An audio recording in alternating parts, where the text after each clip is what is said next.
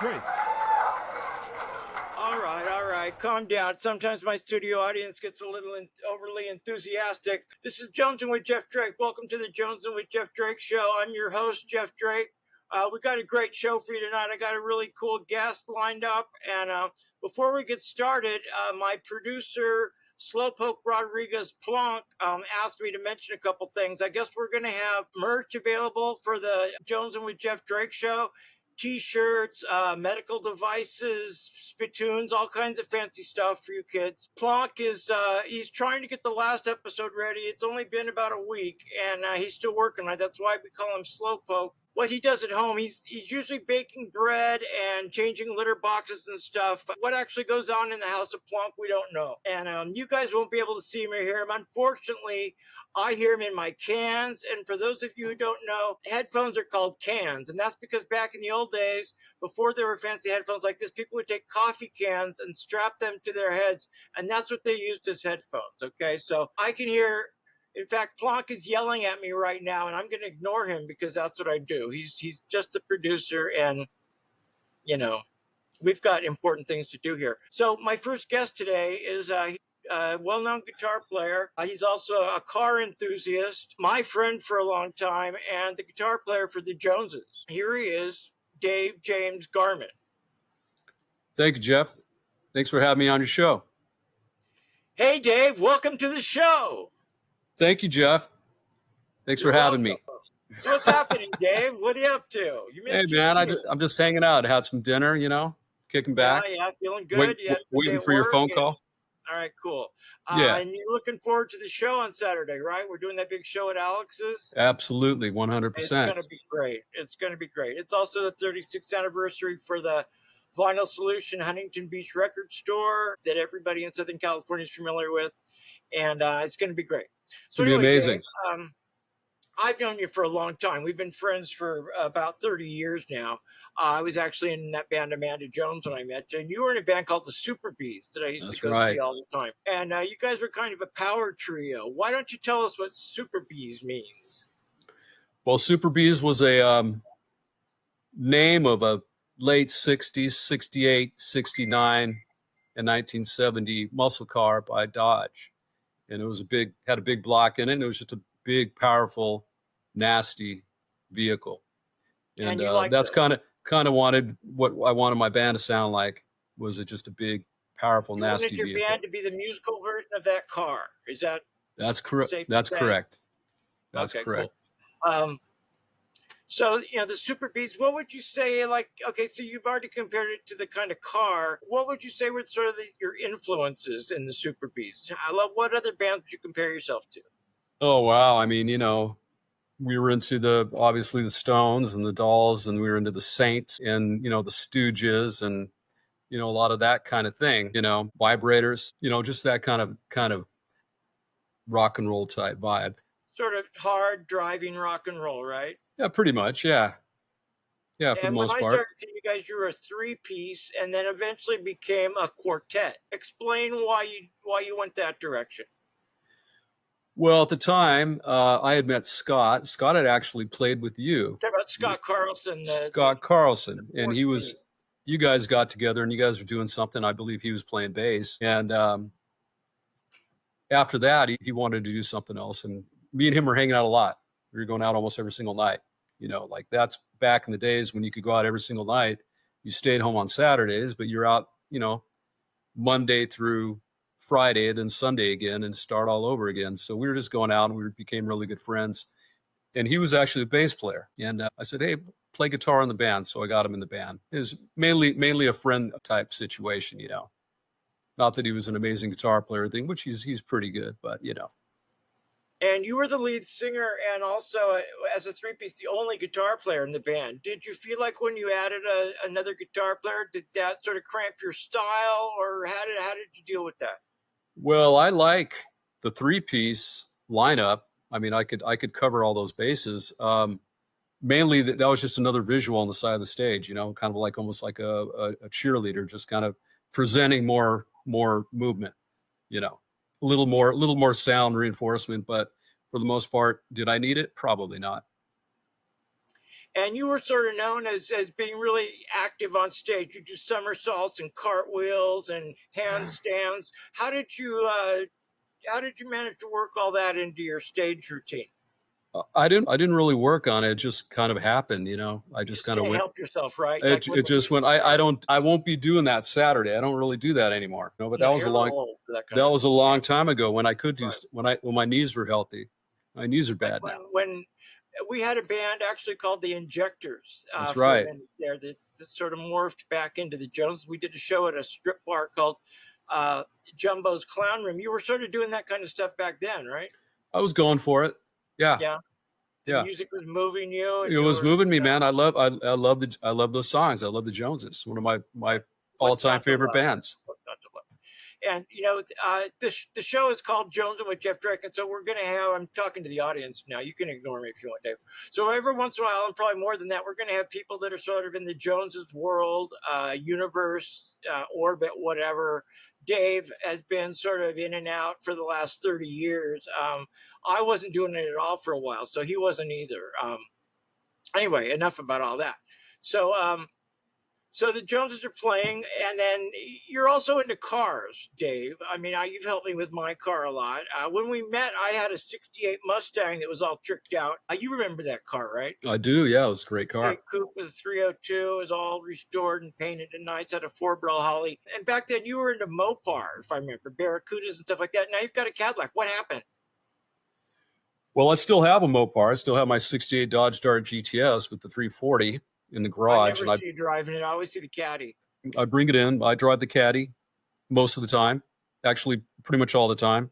It's just a much more comfortable ride. You know what I mean? It's Cadillac. The other one, I have it, and I bring it out on the weekends. Does it get better gas mileage than the muscle car? A little bit, not a lot, just a little bit. But you got to be careful with that old car, right? You don't want to drive it everywhere. You want to save it for special occasions, right? When you're cruising with your babe. That's correct. Yeah. Too much information. We don't really care what you're doing. So, so what kind of music you listening to now, Dave? Besides, when you're studying to play a Joneses show, like when you're cruising around in your Caddy or in your Dodge Star, what is it that you got on stereo? I haven't really been listening to a lot of stuff lately. I've really just been listening to what I'm focusing on doing for the next show. Really, I mean, I don't really want to cloud my mind with other music until after that show. You know what I mean? But then So I'll you listen don't to really this. enjoy listening to music anymore. You don't really do it for entertainment. This is a good one right here. I'm going to listen to this after we play Porter Wagner. This is Porter called Wagner. The He Hard was my Facts of department Life. partner for a long time. They used to sell kitchen towels on TV, only in boxes of Breeze. Breeze was this, I think it was like laundry detergent, and they would put free towels in the box of detergent, and they would pimp those on their show, the Porter Wagner show. And Dolly And Parton was Dolly inside. Parton, Porter Wagner. Absolutely. That's right. They both had huge hair. That was sort of the heyday of 60s country. They had the bitchin' suits, nudie The suits nudies. with the Sure. wagon wheels and the whole bit. Yeah. That's And kind of what I actually, like. That's what I'm going for. So the show, if I show up with completely right. silver hair, it'll be that. And that nudie store is not far from where you live, right? It was right there on Lancashire. Am I right? Walking distance, but they shut it down. Yeah, it was an unbelievable store. I was actually lucky enough to go in there a couple times. I could never afford to buy anything because I was sort of in the early Joneses days. I think I was there I think in the early mid '80s. I don't know when they closed, but amazing stuff. They closed in probably 2001, 2000. Oh, did they? I didn't realize. Late 90s, 2000. Yeah, it's a great place.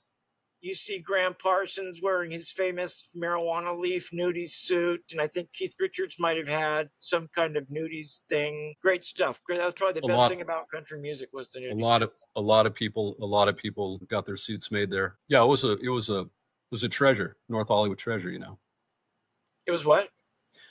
It was a treasure. It was it was iconic. Yeah, that and the Palomino. When you think of Southern California, you don't really think of country music.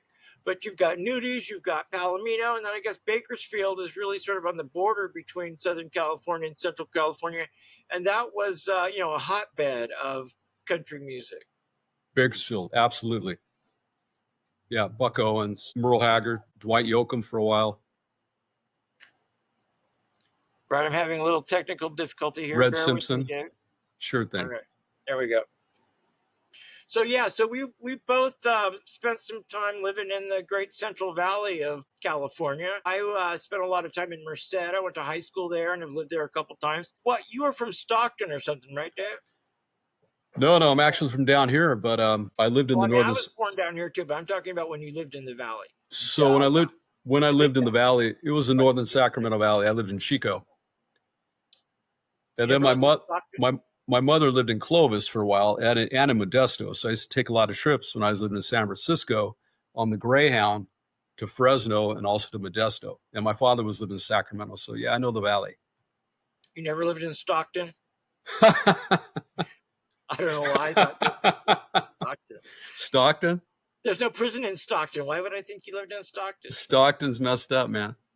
I wouldn't live there. They call it. I keep getting this warning that says my devices aren't working. I hope we don't have to do this again. So tell us, you told me that you used to live in all the different towns that had prisons. Why, your dad was a prison guard, right? Well, yeah, I mean in Susanville, which is now actually technically called Prison Town, but he wasn't a guard. He was like Your school, right? a counselor up there for a while. Oh, a counselor. Okay. Yeah. Mm-hmm.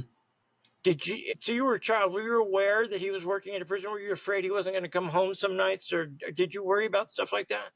Well, we were down here living, and he bailed and went up there and got a job in the prison. Then we went up there later, and then he got let go.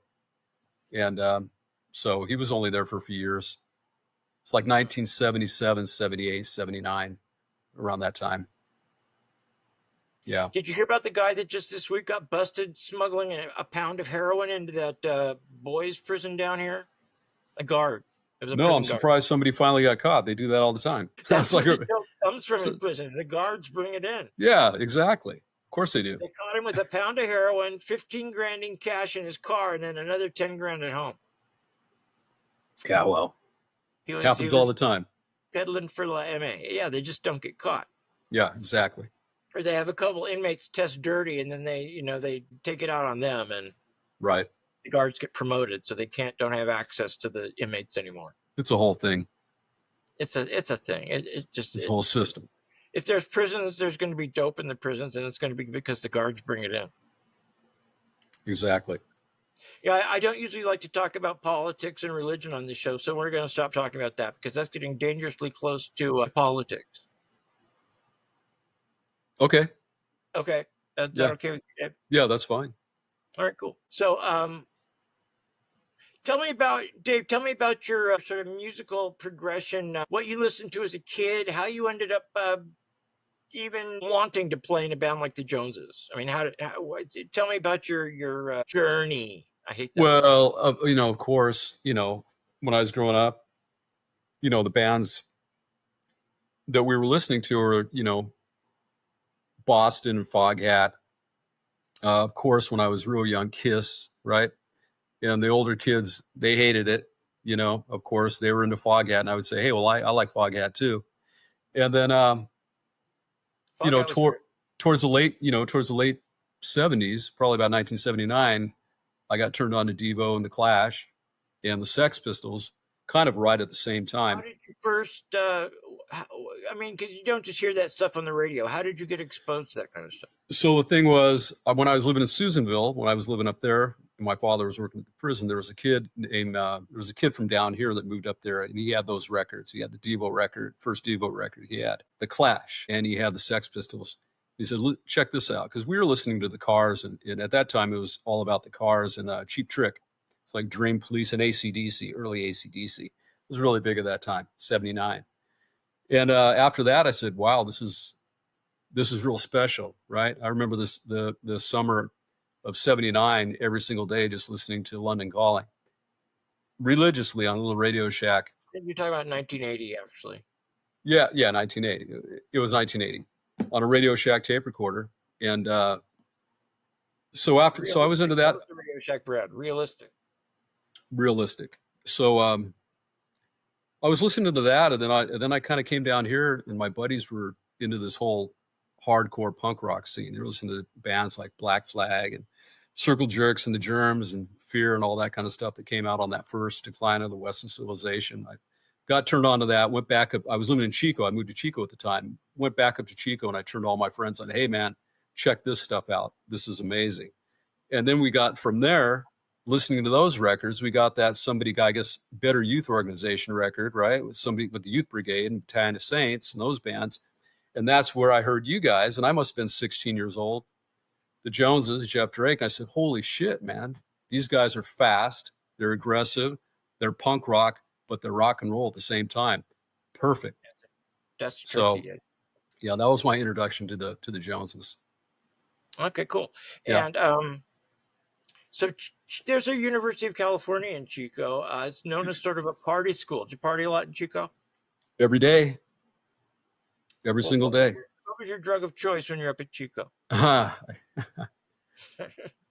Well, I mean, you know, look. No, that was down here. The kids were sniffing glue down in the San Gabriel Valley when I was in La Puente. They were doing that. In a bag and that was down here. That was definitely, you know, suburban Los Angeles, San Gabriel Valley stuff. Riding around on skateboards, is, you know, I didn't do that, but I knew kids that were, you know, sniffing glue and sticking paint. You know, I heard about it. Up in Chico, people were getting into acid. I didn't.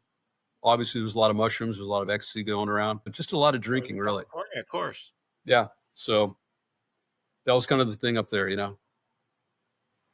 Okay. What about now? How much heroin do you do? I don't do that. I drink wine. Spill that wine. You know what I'm saying? Right. Was that Ward? Who was that? That was Eric Burden, yeah. Blondie, because they said that Blondie ripped them off on that song. Blondie has that song on Parallel Lines called I Know, But I Don't Know. And they got sued by War because they claimed that was the Spill the Wine song. I don't remember how. I don't know how to. I'll have to hear that again. I wouldn't even think that. It's got sort of a minor scale kind of thing happening, but that's the only real similarity that I could hear. It's just grasping at straws, I think, really. Interesting. Hoping for a big settlement, I think. Wow. Okay. Yeah. So we're both living in the San Fernando Valley now, which is sort of on the northern outskirts of LA, hotter than hell. I had a hard time getting my room comfortable enough my studio to do my podcast today. Is it cool where you live? You look pretty cool, calm, and collected. It's pretty hot.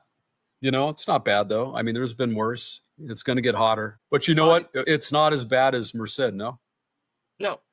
No, and it never will be. Merced's pretty bad. And pretty much every category that you can think of, Merced's usually worse than wherever you are. It's, you know, I don't know why I keep going back and living there. It's cheap to live. It's cheap to live in Merced. And you went to high school there, right? What's that? You went to high school there, right? I did went to high school there. So there's some sentimental memory, you know, there's kind of that kind of thing going on. Right. Romanticize about it. I've been to a couple of reunions and I'm not ashamed to say that I graduated from Merced High on time. Yeah. Merced, Central Valley. Not far. Between Modesto and Fresno, right there in the heart. Like if you open a map of California and it covers 2 pages, usually right there in the crease is Merced. It's by Delano, right? Huh? By Delano? Delano? No, it's north of Delano. Delano's down by Bakersfield and what's it called? Buttonwillow and Pixley and Corcoran and Buttonwillow has the best McDonald's. Does it? Yes, it does. For some reason. McDonald's just came back out with their Crunch Wrap. You like the Crunch Wrap? I've never had one, but they're talking about it. I don't really eat there, but somebody told me they had the best McDonald's in Buttonwillow. Really? And you believe them? Yeah.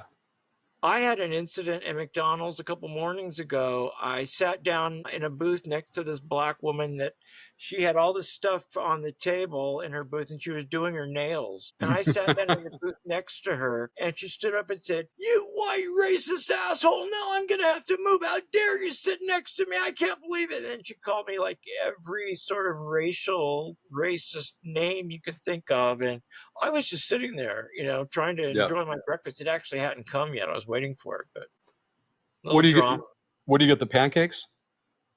No, I usually get two sausage McMuffins and a small Dr. Pepper. I also saw a guy out front of that McDonald's for 2 days in a row that looked like he escaped from the hospital. He was still wearing the gown, with his butt hanging out and those little socks, like a blanket around his shoulders, bumming smokes from people because, they won't let you smoke in the hospital. Yeah. And he was there 2 days in a row. I don't know if he keeps escaping to get a cigarette or if he was still escaped and they just hadn't found him yet, or he wasn't Well, there today, so I don't know what I don't know what's going on. Reseda is a very special place. It is. It is. It's kind of the heart of it's the heart of the valley, kind of the armpit. Call it? That's what I call it. But I don't live far from where the country club used to be. Remember the country club? I know. Yeah, that was on it. That's on Sherman Way and Canby.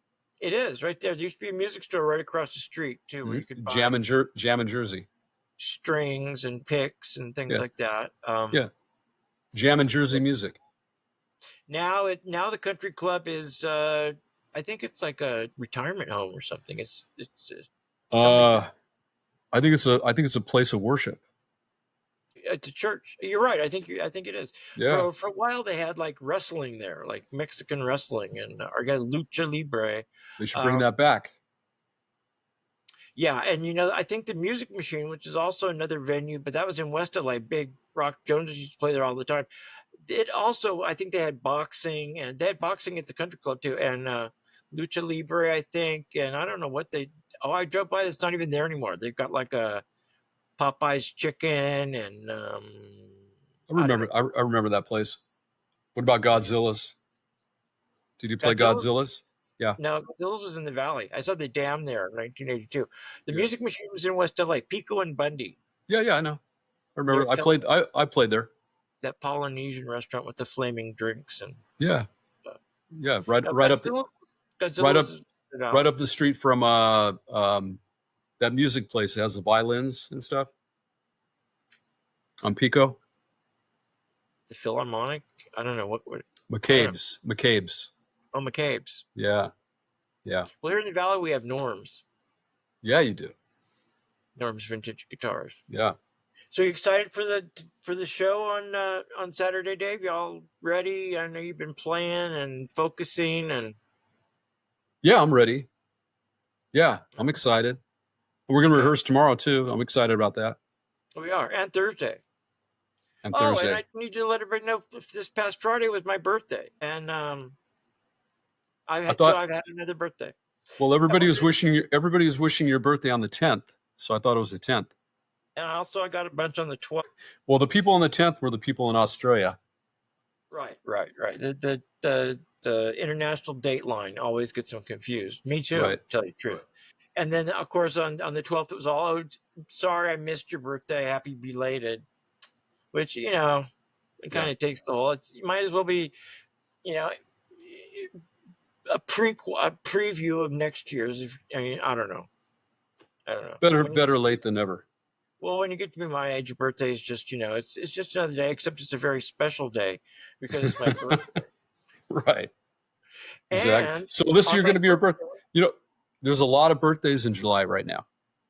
Everybody that was born in July has a birthday in July. And you know what? It's a very special thing about my birthday. If you can go into 7-Eleven and get a free Slurpee on my birthday. Yeah. In honor of me, they do that. You don't like Slurpees? I don't. But why? It's just. You like Ices. Ices have too much air.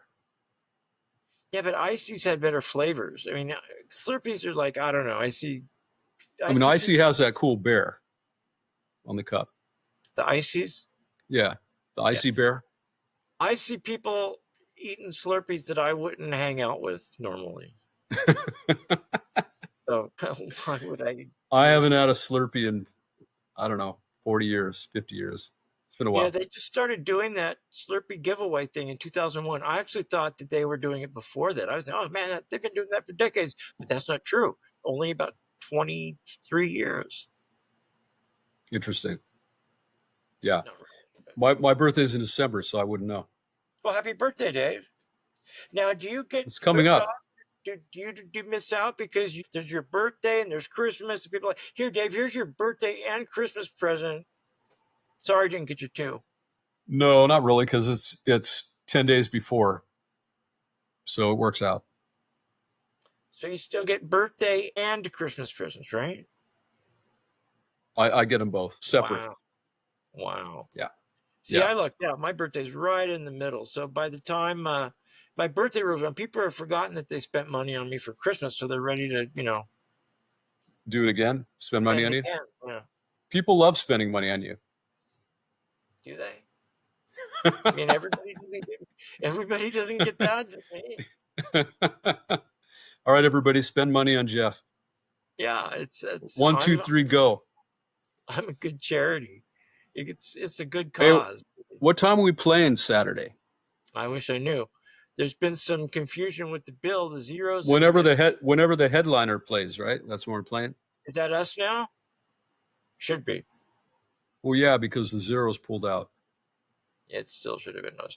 But so, have you heard? Are they going to replace them, or are they just going to go with the other 10 bands that they already had on there? Or? I don't know. Well, What JT say? I haven't talked to JT today. Hey, JT. My AA sponsor's coming to the show. He wanted to know what time. I had to tell him, well, not before 10 and hopefully not after 11. But, I don't want to Tell everybody 10 o'clock. Be safe. I said, show up at 10. You probably won't miss us. How's your guitar? Which one? The one that you didn't have for a while that you have now. Back. Well, I didn't have either one of them for a while. One was in the pawn shop and one I sold. It's great playing the special again. That's mostly what I've been playing the last couple of days when I've been getting ready for the show, because that's what I use for most of the songs is my Les Paul special. And then I bust out the Silvertone for the songs in open G. And then I also have the Hamer that Plonk sent me. So Plonk is good for something besides producing the show. He sent me a Hamer guitar, beautiful condition. I won't be using it at the show, though, because I don't want to take it out into public and somebody will steal it or scratch it up or something. So it's going to be nice safely guitar. at home while it's very nice. And right. it was very nice of Plonk to send it to me when that's actually during the time when I was out without either one of my other guitars. So Plonk sent me his Hamer to make sure that I had a guitar to play, because, Jeff Drake without a guitar is like a day without sunshine. Your box, your Hollywood Square right now is really distorted. There you go. Now it's back. Now you can see everything in detail. Now it's distorted. What are you talking about? Your picture. See everything. No, there's no detail. It's real fuzzy. They'll fix that in the editing, I'm sure. Okay. Just doesn't matter. I don't want you to look like the Invisible Man. No. Yeah. The show is all about Jonesin with the Invisible Man. Yeah, okay. Yep, have fun at my expense, Dave. It's my show. I can click you right out of here if I wanted to. Okay, go ahead. You're next. I won't. We still got about 15 more minutes. Anyway, so enough of that. People want to hear some exciting stuff, Dave. Tell us about, I don't know, you got any good hooker stories or, I don't know, anything like that? Nothing? I don't have any of those. Okay, let's see. What about, Gotta have something, Dave. Come on, you didn't come unprepared, right? You want stories? Well, it's hard because I know you, so I it's hard for me to. I'm not really that curious about you because I feel like I know you too well. I probably know more than I want to, but I'm boring. You want to talk some shit about other people? That's usually what we do when we talk on the phone. No, I love everybody. You love everybody. Yeah. Even I won't mention any names. I know some people that you really don't love. So I heard there's going to be a special guest. Oh, there is. Show coming up. Should I let the cat out of the bag? I don't know why you wouldn't. I'm going to, because this person, you told me yourself that this person was your childhood hero. Kind of was, yeah. When I was 15 or 16, yeah. Did you tell him? Did you? No, come on. I'm going to tell him tomorrow night. Anyway, the special guest is going to be Steve Olson, the co-founder of the Joneses, the guy that started it all with me, the skateboard guy, actor, painter, musician, jack of all trades, master of the universe, Steve Olson. He's a nice guy. He's great. Everybody loves Steve. Everybody loves him. So talented, you know. What's not to love? So talented. They love you too, though. Everybody loves you. Well, you know, I owe my whole career to Steve Olson, really. So is he playing bass with us? Yes. What do you think, he's going to skateboard? No, he's playing bass. Of course he is. Of course. Have we So figured out what everybody show up. Paul's going to do while Steve's playing bass? Is he going to play guitar? He's going to play rhythm guitar. Okay. And what am I going to do? Play rhythm guitar. We're going to be like Blackfoot. The Outlaws. The Outlaws. They had 3 guitar players. Yeah. I saw them open for the Stones. They had 3 guitar players and 2 drummers. That 2 drummer thing is always kind of weird. Adam and the Ants. Yeah, they did. Gary Glitter had 2 drummers. Yeah, but they had that beat, you know what I mean, where 2 drummers works. And 2 out-of-tune saxophone players. Gary Glitter had a crazy sound. It was, if you listen to it, it's like they got the drummers, they got the out-of-tune saxes, and you got him doing his thing, which before you knew he was a child molester was pretty cool. But then once you heard about him buying children and barely missing getting beheaded in Vietnam, he kind of, you know, I don't listen to him as much as I used to. I haven't heard him in years. But we're going to have, you know, Mike Sessa's like having 2 drummers, isn't he? He's like having an octopus for your drummer. But you know who's a big Gary Glitter fan? Is Joan Jett. She loves him. Covered a bunch of his songs. Well, I love Joan Jett. So you do? You know, she's a lesbian. And you're married, so you better just hold it right there. So it's safe. Nothing's going to happen. So it's a platonic, you respect her and enjoy her music. I wouldn't go all the way and say you love her. That's that's like biblical. Yeah. Well, you got a point there. You got a point there, Jeff. Okay, so Mike Sessa is like having an octopus behind the drum set. He's a very skilled percussionist, drummer, timekeeper. Mm-hmm. Kind of. Tell us. I want to hear the story. So I love this story. I want to hear the story about how you met Mike Sessa and how he became the drummer of the Joneses. That's a great story. Thanks, Dave. Thanks for reminding me that. Okay, so we're recording. No, let me start again. It's about 1986, and the Joneses had just done recording Keeping Up with the Joneses. Paul Mars had quit the band in a huff, stomped out of the studio, threw a temper tantrum. Then we got this guy to replace him named Glenn Holland, whose picture is actually on the cover, but he didn't actually play on the record.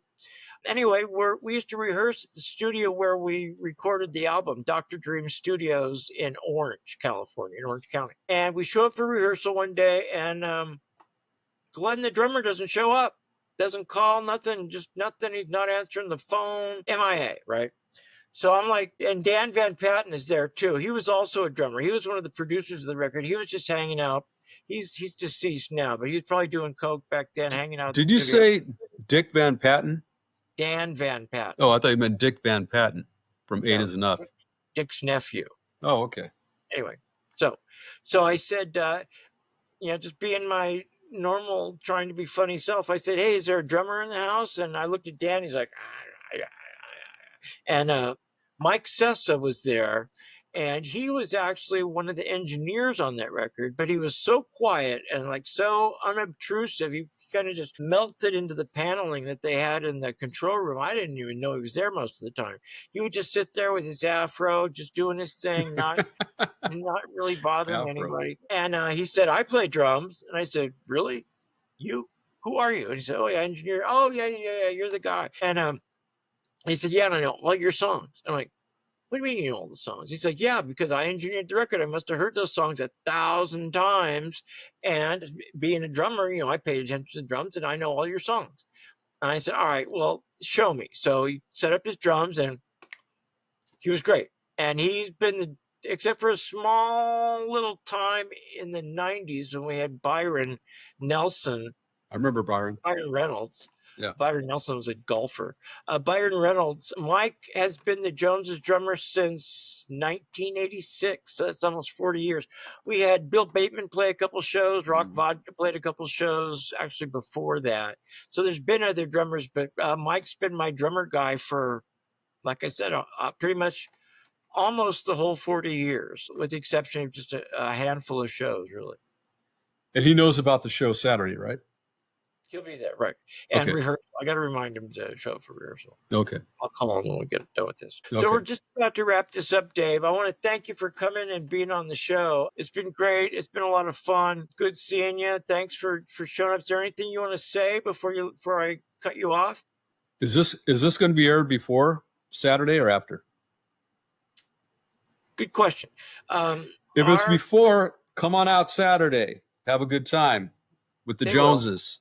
They will. Of course they will. Our producer, Slowpoke Rodriguez Plonk, isn't the quickest when it comes to getting these things ready for public consumption. So as soon as he does, if this comes out before Saturday, then that would have been an apt thing to say. If not, well, then it's just, you're sort of pissing in the wind. But anyway, thanks for coming down, Dave. Is that it? Nothing else? Oh, yeah. Are you going to play for us? No, but check out that gold sparkle on this thing. Isn't that nice? Wow, your guitar is like a lowrider. See that? See that? Any rainbow tape on it? Yeah. Take a look at that. Take that. Yes. Telecaster. Anyway, I love that guitar. Yeah. Okay. I thought you said you were mostly playing a Tele-Custom around the house now. I have that too. I'd have to go get it. It's in the other room. Oh, wait a minute. Here. Right. Oh, yeah, those are nice. I had one of those. 58 Les Paul Jr. Yeah, those are cool. I had one. I know. Which I still did. Yeah. Picked it up at a pawn shop in Tulsa, Oklahoma in 1983 when we were on tour. $250. Tulsa, Oklahoma. You have a lot of family from Tulsa, Oklahoma, don't you? You're kind of Cherokee Indian, Okie Cherokee Indian kind of thing? Most of my family was from Stillwater and Oklahoma City. I had a great-great-uncle that was chief of police in Oklahoma City, a great-uncle that was chief of police in Stillwater. My grandma was born in El Reno, Oklahoma. There's a big federal prison there. My great-grandpa was born in a cave in Oklahoma before it was a state. It was still Indian territory. He was born in a cave that they built a little facade on the front to make it look like a house, but it was really a cave, and there's like a little stream running through the back of it or something. So yeah, my roots are in Oklahoma. I'm an Okie. Really. Did you say your grandmother was born in a prison? No, she was born in El Reno, and there is a big federal prison. I got my driver's license taken away in El Reno one time driving through by an Oklahoma State trooper. But that's another story. Anyway, Dave, we're going to sign off now. Thanks for coming, and thanks for having me. For watching, and we'll see you next time here on Jones and with Jeff Drake. Bye now. Bye. Bye. Hey kids, if you enjoy what we're doing here at Jones and with Jeff Drake, please help support the show. It costs a lot of money to do it, and we don't sell ads, and we're broke. So please go to Patreon and support the show so we can continue to bring you this high-class entertainment. Thanks for your attention.